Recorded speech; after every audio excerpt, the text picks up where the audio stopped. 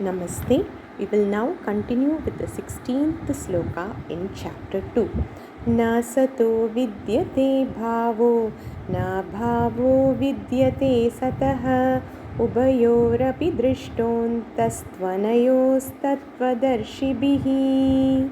Na asataḥ vidyate bhāvah, na abhāvah vidyate sataḥ. ubhayor api dṛṣṭah antah tu anayoho tattva-darśibhiḥ. In the previous sloka, Bhagavan had told that those who tolerate or withstand heat, cold, etc. become fit for moksha. In this sloka, Bhagavan explains the knowledge that they have. Now let's go into the sloka. Na asataḥ vidyate bhāvah, na abhāvah vidyate sataḥ. Bhagavan has used two words, sataḥ, asataḥ, or sat, asat. Let's look at the meaning of these two words before proceeding with the sloka. What does sat means? Sat means pure existence, that which exists. Asat means that which does not exist.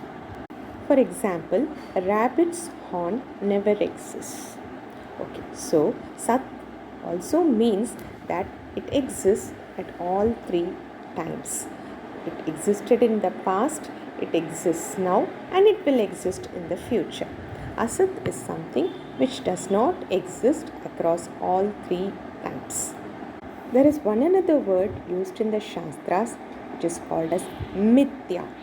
Mithya is something which does not really exist but appears to exist. Here, Bhagavan has used asat and mithya on equal grounds.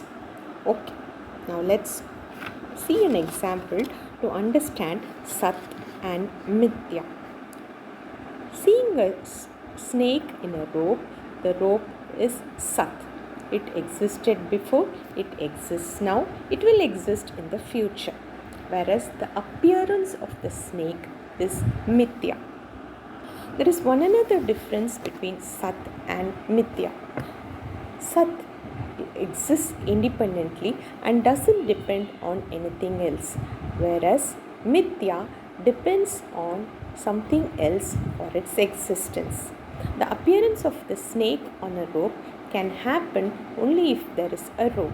So mithya, or the appearance of snake, takes its existence from the rope. Okay, having understood what is sat and what is mithya, let's go into the sloka. Na asataḥ vidyate bhāvah. Asataḥ meaning what does not exist, or here what is mithya never comes into existence. Bhāvah na vidyate, meaning that it will never ever come into existence. What does not exist or what does not have real existence will never come into existence. Let's look at the second part. Na abhāvah vidyate sataḥ. Abhāvah, going out of existence. Sataḥ, what has existence. So what has existence does not go out of existence. What is Bhagavan saying? Let's look at an example again. We see a potter making a pot. We call it the clay pot.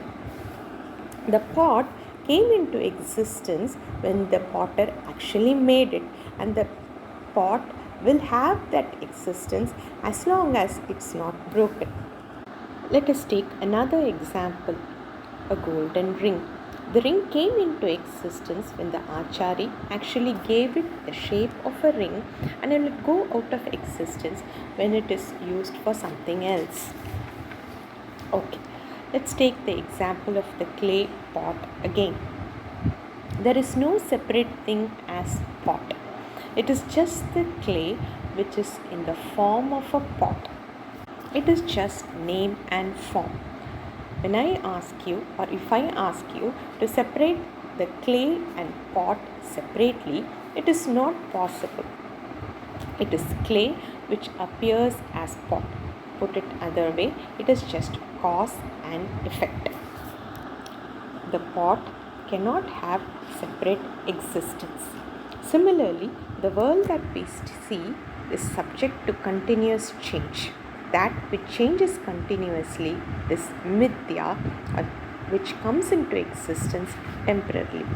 The adharam is Brahma, which is the truth or Sat. There is a famous Sanskrit saying, Brahma Satyam Jagat Mithya Jivaha Brahmaiva Na Aparaha. Now let us revisit the sloka again. Na asataḥ vidyate bhāvah. Asataḥ or mithya, here jagat. So here this jagat, which is mithya, does not have real existence. It comes into existence and it will go out of existence. The Brahma Tattvam or the Atma Tattvam or I lend existence to this world, and I will never go out of existence. Here I means pure Satchidananda Swarupam, which we will see later as to what Sat Chit Anandam means. But the Atma or I never go out of existence. In the second line, Bhagavan says, ubhayor api dṛṣṭo'ntas anayoho tattva-darśibhiḥ. Tattva-darśibhiḥ, people who have understood the real truth, have seen dṛṣṭah, ubhayor, meaning between what is Sat and what is Mithya. They have come to a conclusion and they really understand what is Sat and what is Mithya. We'll continue with the next sloka tomorrow. Dhanyavadaha.